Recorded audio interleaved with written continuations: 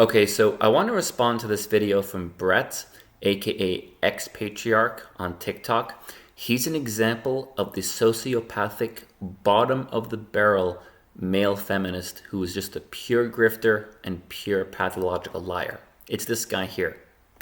So Joe here is a victim of SA who was understandably upset with my video where I talked about victims of SA having to pay child support due to court guidance where they ignored arguments about the means of conception due to what I said was the rightful consequence of men's crappy behavior, that behavior being that they had consistently lied about the means of conception in order to avoid paying child support.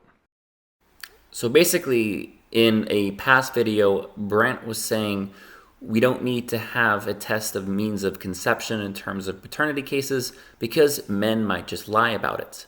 Then he got a response from a man who could prove with DNA that he was in fact not the father of the child that he was being forced to pay custody to. And then Brett came up with the following absolutely ridiculous excuse.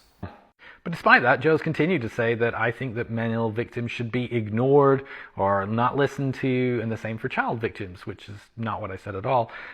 And just so it's clear what an absolutely pathetic scumbag Brent is this is a case of sexual assault, and he's trying to conflate the two issues of paternity with sexual assault as if it's the same thing. But notice how midway when he explains the initial case where a man was accused of sexual assault, he then shifted it into a case about paternity.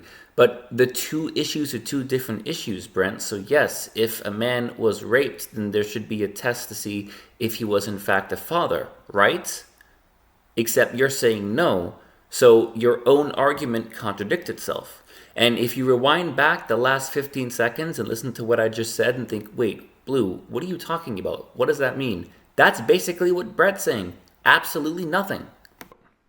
While I understand why that would be upsetting or triggering, I went on to explain that this is not something I agree with and that in a prior video I had called out that decision to make victims of SA pay for their child support as unjust and something that needed reform. Exactly. So you agree with men's rights activists. That's what MRAs say. The laws do need to be reformed.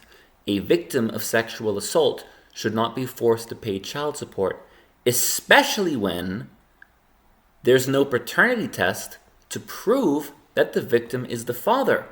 And don't forget, Brent, you were the one earlier on in the video defending the fact that men who are victims of sexual assault don't get this paternity test.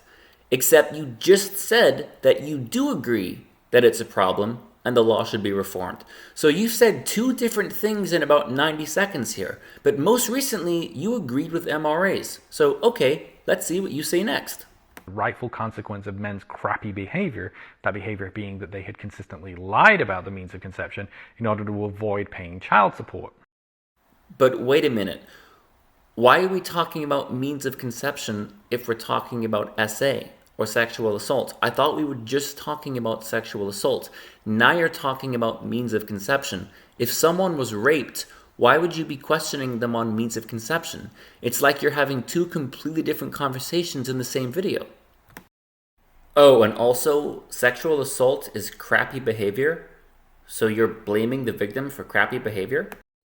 So Brent is an example of a psychopath and manipulator and someone who is disingenuous in the way he phrases and misconstrues people's arguments to try and create a misleading narrative. He goes on in the video to talk about how false accusations are rare, and the only reason why MRAs care about false accusations is because we are secretly misogynist, which of course is just ridiculous. But this video should be something of a tutorial on how to recognize bad faith debaters, how to recognize people who are being disingenuous and not really arguing in good faith. If you go back and you watch Brent from the beginning after watching this video, hopefully you can spot the lies and the way that he twists words into saying things that aren't actually saying anything. So thank you very much. I don't usually make videos like this, but I thought I would just put this in there because I do get a lot of requests, people asking me how to debate feminists. This is an example, so thank you very much.